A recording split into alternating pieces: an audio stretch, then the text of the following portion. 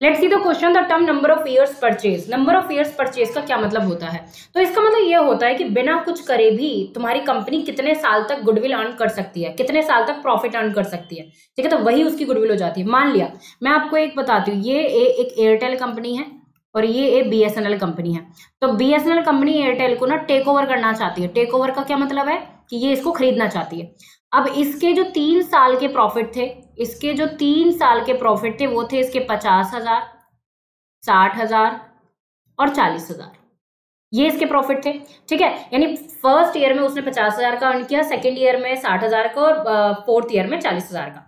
अब इन दोनों के मालिक आपस में बैठते और बात करते हैं कि चलो मैं तुम्हारा बिजनेस खरीदता हूं, तो ये बताइए गुडविल का वैल्यूएशन कैसे होगा, हम जो आपकी रेप्यूटेशन है मार्केट में उसका वैल्यूएशन कैसे करेंगे, उसकी वजह से आप कितना कमा रहे हो। तो उन्होंने बोला कि काम करते हैं, हम पिछले 3 साल का जो भी एवरेज प्रॉफिट आएगा, ठीक है, हम जो गुडविल कैलकुलेट करेंगे वो कैसे करेंगे, हम पिछले 3 साल का जो एवरेज प्रॉफिट आएगा उसका 3 साल 3 इयर्स ऑफ परचेज ले लेते हैं, 3 इयर्स ऑफ परचेज ले लेते हैं। इसका मतलब क्या है? देखो ये जो चीज लिखी हुई है ना 3 इयर्स ऑफ परचेज, ये हमेशा क्वेश्चन में आपको गिवन रहेगा। अब ये चीज है क्या? नंबर ऑफ, इसका मतलब नंबर ऑफ ईयर्स। अब ये चीज है क्या? अब ध्यान से देखिए, तो इसका मतलब ये है कि मान लिया मैं इसका एवरेज निकालती हूँ, मैं इसका, ठीक है, तो ये आ जाएगा 1.5 लाख डिवाइड बाई 3, यानी तीनों को प्लस करके डिवाइड बाई 3, तो ये आ गया 50,000। यानी इसका जो एवरेज प्रॉफिट है वो 50,000 है। यानी इसका मतलब ये है कि अगर एयरटेल, BSNL खरीद रही है ना एयरटेल को, ठीक है, तो अगर एयरटेल 3 साल तक कुछ नहीं भी करेगी तो उसको 50,000 रुपए पर मंथ आता रहेगा। मतलब BSNL ने ना उसमें कुछ काम किया है ना किया है, और वो किसकी वजह से आ रहा है? वो एयरटेल की गुडविल की वजह से आ रहा है। इसका मतलब BSNL ने एयरटेल को टेक ओवर कर लिया, ठीक है। उसके बाद हमने निकाली उसकी गुडविल कि भाई तुम्हारी गुडविल की वैल्यूएशन क्या है, तो हमने बोला कि भाई जो भी मेरा एवरेज प्रॉफिट है ना उसका 3 साल के हिसाब से लगा लो, वही मेरी गुडविल है। तो इसका मतलब ये हो गया कि 50,000 और 3 यानी 1.5 लाख की जो है मेरी गुडविल है। और ये जो 3 साल डिसाइड हुए हैं ये बायर और सेलर आपस में बैठ के डिसाइड करते हैं।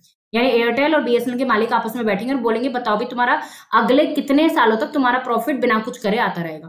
तो एयरटेल वालों ने बोला कि देखो मेरी इतनी गुडविल है कि अगले 3 साल तक मेरा प्रॉफिट आता रहेगा ऐसे ही, और वो किसकी वजह से? मेरी गुडविल की वजह से। तो ये जो नंबर ऑफ ईयर्स परचेज होता है उसका मतलब ये होता है कि बिना कुछ करे भी आपका प्रॉफिट उतना ही आता रहेगा, जितने साल तक आता रहेगा वो आपकी गुडविल हो जाएगी। तो आई होप आपको ये कंसेप्ट समझ में आ गया होगा।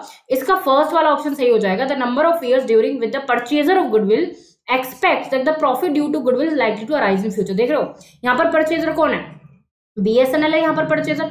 तो परचेजर ये एक्सपेक्ट कर रहा है कि फ्यूचर में गुडविल की वजह से कितना प्रॉफिट आता रहेगा, ठीक है। तो ये होता है अपना number of years of purchase, और ये क्वेश्चन में हमेशा आपको गिवन रहेगा, आपको निकालना नहीं होता। और ये डिसाइड करते हैं A और B बैठ के, मतलब जो भी 2 पार्टी होते हैं वो बैठ के डिसाइड करते हैं।